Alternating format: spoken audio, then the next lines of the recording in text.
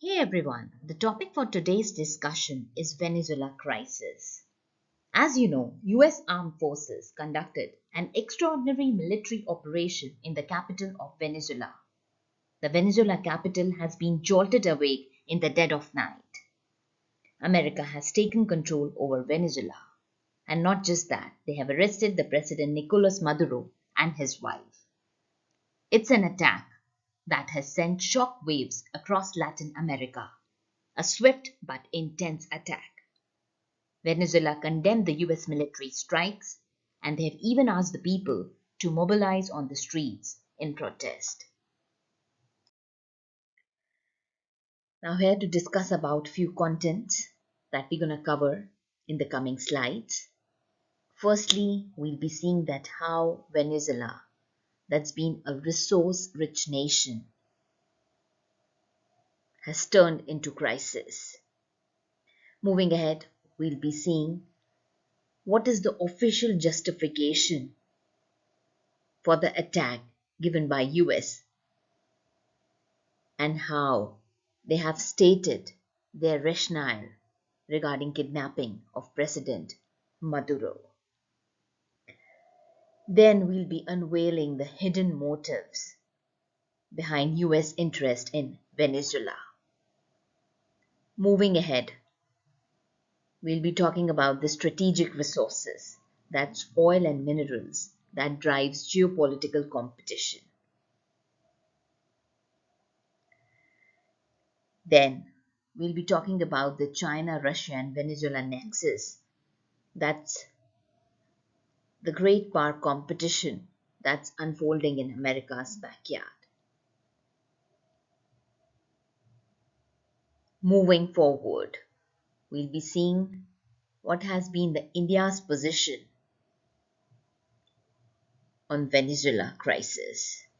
And lastly, we'll be seeing what are the lessons that could be learned for India and the world from this Venezuela crisis.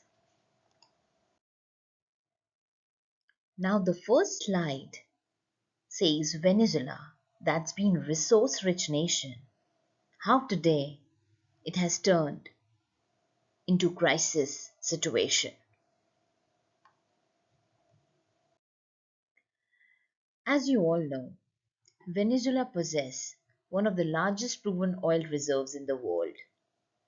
That's estimated around 303 billion barrels of proven oil reserves. That's more than Saudi Arabia and United States. And this represents approximately 18% of the world's total proven oil reserves. But despite having so much of natural wealth, why is it that Venezuela is facing severe economic and humanitarian challenge?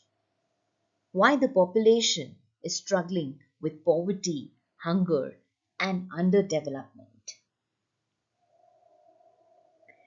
It's a paradox that defies conventional economic logic and raises fundamental questions about resource governance and political stability. Now here the key question is, how does a nation with the world's largest oil reserves end up with citizens facing poverty and hunger? And this question lies at the heart of understanding the Venezuela crisis. So here's a catch. Much of this oil is heavy crude, which is harder to extract and more expensive to refine, which is why Venezuela's current output is far below potential, and this leaves room for expansion and interest from global powers like US.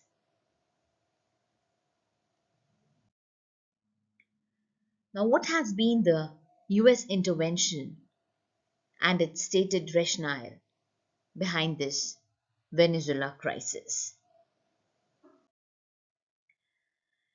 The official narrative that American President Donald Trump has given is there are three primary justifications for military intervention in Venezuela: combating drug trafficking, addressing human rights violation, and trying to establish democracy in Venezuela. The international community has responded with skepticism, questioning the moral consistency of this intervention.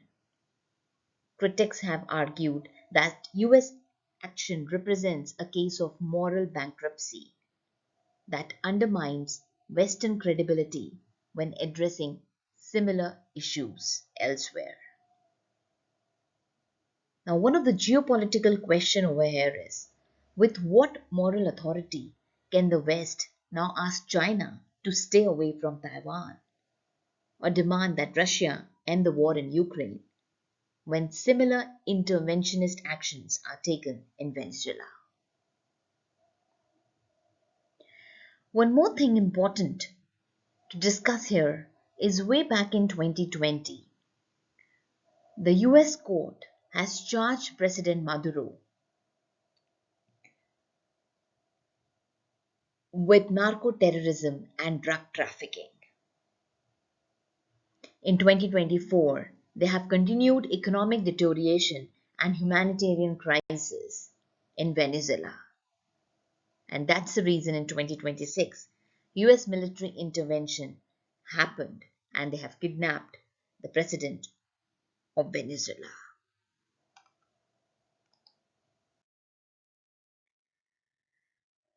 Now, there are few contradictions in US foreign policy here. As in the previous slide, we have discussed that American president has said that the basic reasons for attacking Venezuela was to establish democracy, to deal with human rights violation, and to deal with drug trafficking issue.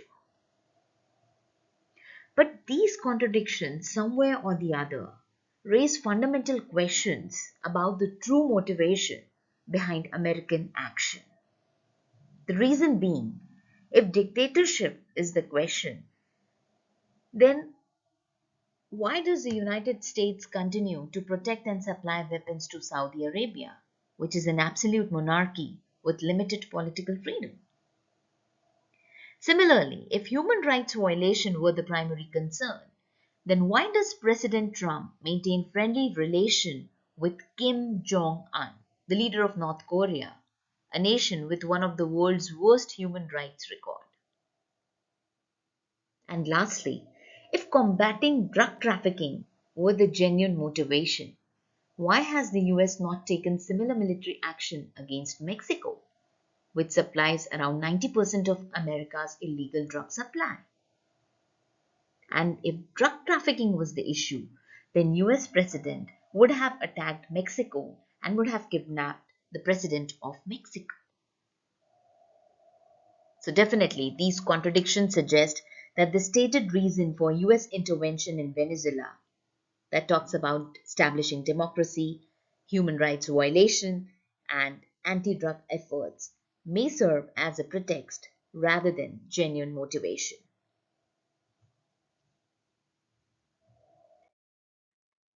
In this slide, we'll be discussing about the President Nicolas Maduro factor. Why is it that Venezuelans are celebrating the removal of President Maduro? For many Venezuelans, the apprehension of President Maduro represents relief from years of misgovernance. The population response reflects deep-seated grievances against his administration. He has been accused of narco-terrorism and drug trafficking. He rigged the elections. He suppressed the dissent. His allies were accused of embezzling public resources and oil revenues. And whatever policies he made, it left the population impoverished despite oil wealth. Now, the Venezuelan crisis exposes a fundamental tension in international relations. The gap between popular sentiment within a country and international legal norms. While Venezuelans may welcome change, the method of external intervention sets concerning precedent for global governance. Now, time to see what is the hidden motive behind this US intervention in Venezuela. The biggest question over here is the US shale boom. Beginning in 2010, United States experienced a dramatic transformation in its energy landscape. Because of technological advances in horizontal drilling and hydraulic fracturing, vast reserves of oil and natural gas were found that altered America's position in global energy market. Prior 2010, US was energy importer, but after 2010 shale boom, it turned into major global producer of oil and natural gas. Let me quickly brief you up regarding the key outcomes of this shale revolution or the US shale boom. Definitely, this whole revolution reduced the import dependence. US decreased its reliance on foreign oil imports. Secondly, it boosted the GDP. The energy sector became a major contributor to American economic growth. Thirdly, US emerged as a major exporter of oil and natural gas. And this was something that positioned America to become the world's largest oil producer. Now, one of the critical questions over here is when America has achieved energy independence through its own oil production, that is, through US shale boom, why does it remain intensely interested in Venezuela oil resources? This question reveals that America's interest in Venezuela extends beyond simple energy security and it points to deeper strategic and economic motivation. What are the economic imperatives that drive geopolitical competition? Now, as discussed in the previous slide, we have seen that when America has its own oil, why is America interested in Venezuela? So here there are three critical economic drivers that tells us why is America interested in Venezuela. Firstly, its heavy crude oil dependency. As you know, there are a large number of US refineries that are specially designed to process heavy crude oil that only Venezuela has. So they desperately need Venezuela heavy crude oil to maximize profit. Secondly, Arco mineral wealth. Venezuela has a huge mine called Arco Minero, which is expected to have $7,000 tons of gold, $100 billion worth of coltan, which is a mineral used in every smartphone, laptop, and electric vehicle. So they want to have their control over the minerals of Venezuela. Now, here, the real motivation has been revealed. As the attack on Venezuela is not primarily about saving democracy, as claimed by US. The true motivation is to expel China and Russia from America's backyard and regain control over Venezuela oil and mineral resources. If Russia and China were to establish dominant control over Venezuela, they could potentially deploy military assets threatening US and extract strategic minerals critical to the global economy.